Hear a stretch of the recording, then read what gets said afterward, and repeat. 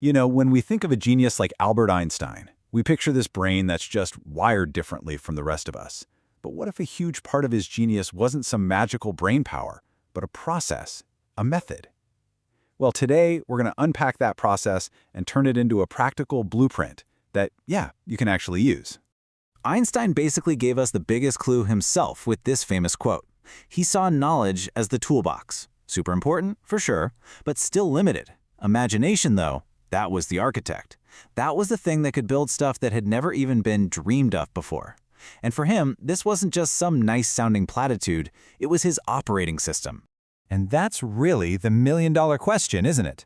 It's one thing to say, hey, just be more imaginative. But how do you actually do that on command? How did Einstein tap into that creative well so consistently? Well, it wasn't by luck or magic. As you're about to see, it was a very specific and surprisingly simple technique. All right, let's pull back the curtain on this. The first part of his secret is this really powerful mental tool he used to explore the entire universe, all without ever having to leave his desk or, as we'll find out, a quiet walking path. He called it a Gedanken experiment, which is German for thought experiment. Basically, it's just running a full-blown simulation entirely inside your own head. You pose a wild, what-if question, like, what would I actually see if I could ride on a beam of light? And then you let your imagination play it out, step by step, to see where it leads.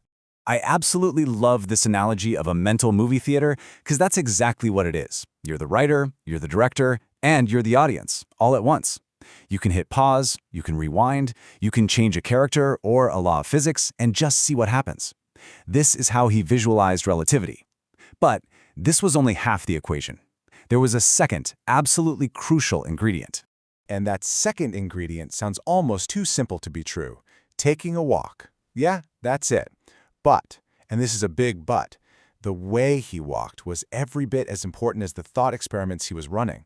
This is where the mental trick connected to a very real physical habit. And this right here is the part we all get wrong. It wasn't just the walk, it was the emptiness of the walk. No music, no audiobooks, and certainly no phone calls. It was a complete and total absence of external input. He created this mental vacuum, which gave these huge ideas the space they needed to emerge. This chart just lays it all out, doesn't it?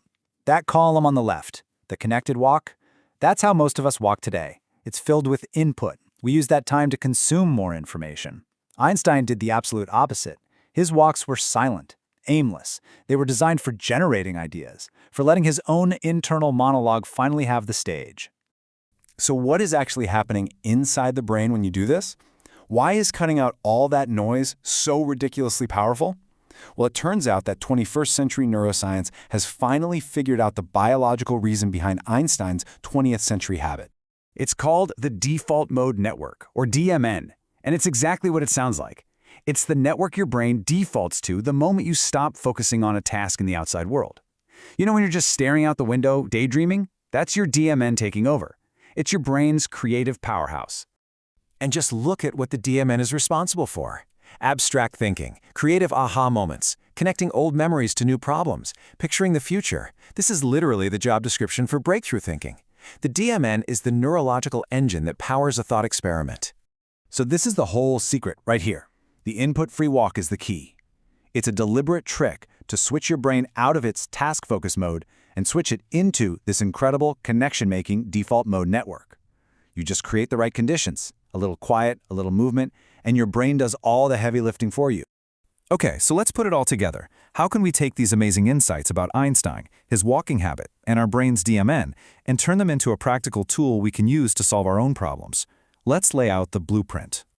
It really is this simple, just 3 steps.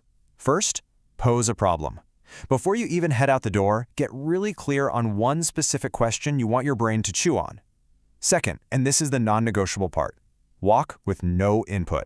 Leave the phone at home, take the earbuds out, just walk and let your mind drift. Don't force anything. And third, capture the results.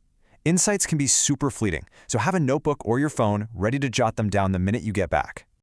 So there you have it, the Genius Path Blueprint. It's not some secret reserved for physicists. It's a method for thinking that is accessible to every single one of us.